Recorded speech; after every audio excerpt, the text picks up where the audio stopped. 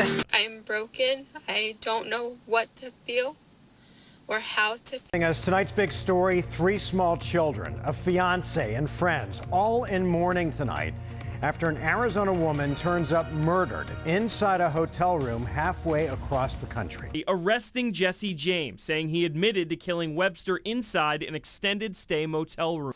Hey guys, welcome back to my channel here. It's Lavender here, and today I'm back with another true crime case for Halloween and this October season. Today I am doing the true crime case, the hate crime murder of Amanda Webster, a Navajo woman story, hashtag murdered missing indigenous woman. So let's get started into her story and the events leading up to her death. So Amanda was a 26-year-old woman at the time.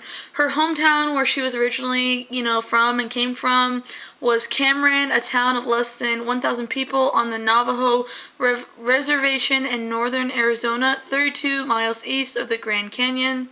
She was planning to move to Kentucky. She was a mother to 3 children, 3 sons between the ages of 10 to 2 months. She worked as a traveling contractor in construction to provide for them and looked forward to a time she could be a stay-at-home mom eventually. That was her dream, according to her best friend, Kivinia Dan, otherwise known as Dan. That's what she goes by. Amanda and her best friend, Dan, met at Conitio High School in Flagstaff, Arizona in their sophomore year of high school. Amanda was born on Christmas Eve in 1991, was like a sister to Dan. She was maid of honor when Dan married. The pair traveled together for work and roomed together, went on the road together. Dan describes her bestie as fierce, proud, independent, a provider for her children, an optimist. She never got discouraged. She was a good person at heart, a real good person and soul. Amanda Dakota Webster came to Erlanger, Kentucky to work. It was a contract job doing mechanical work in the area, mostly by night shift for General Electric. She was hopeful for a new life, a brighter future, and a new beginning in the area. Dan said it was early December 2nd when Amanda said she was going down to the fire pit at the Home to Sweet Hilton in Florence, Kentucky, where they roomed next to each other. It was probably around 5 or 6 in the morning before she left. She gave me a hug and kissed my forehead goodbye. She said, "I love you," and she left. I went off and fell asleep. When Dan awoke, she went to see if Amanda was hungry. There were police at the hotel, but no sign of Amanda anywhere in sight. Dan tried calling and texting her friend on her phone and got no response. I realized her wallet, shoes, and jacket were still there. I was worried. Dan said, "I went to the front desk and said my sister was missing." She said police asked her if she had a picture. She did after looking at it. They sent her back to the hotel room and said they would come and talk to her very soon. When they did come back, they had a picture of a tattoo. It was Amanda's, and they told me my best friend was murdered that morning. I saw photos and I identified her as the victim.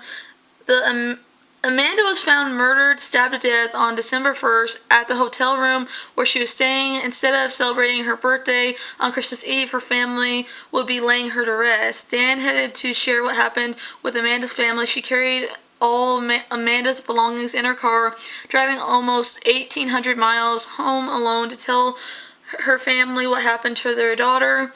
Police arrested a suspect and later found out this is what the suspect was. It was Jesse James of Berksland, Kentucky, charging of the murder, tampering with evidence, theft of identity, and providing false identification information.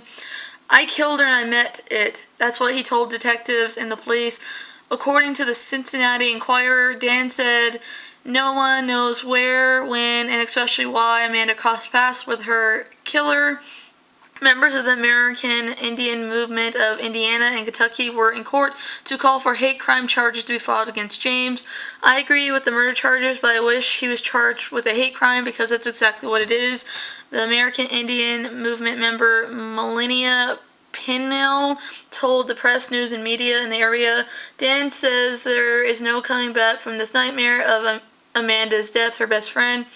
I never fully expected this, she said. It still doesn't make sense. I keep waiting for her to contact me, to call me, but she never will ever do that again. She didn't deserve any of this. No one deserves any of this. Kayla Walker, who's from Cameron, Arizona, organized a rally in the area. She said that in a Facebook post that one of the reasons for being out at City Hall was to give justice and use their voices to fight for justice for Amanda Webster. She was quoted as saying, "She's kind of been a big influence in our community in the area due to the recent events leading up to her death and her death. I just feel like sometimes we just really need to take a stand and be a voice for a lot of our Indigenous women, and not just for Amanda, but for all women who are part of the missing, murdered Indigenous women." Amanda's grandmother, Isabel Webster from Cameron, was thankful for those who came out at the rally and have helped the family since they heard the news. If you guys like this video, don't forget to comment, like, and subscribe. Bye guys, next video.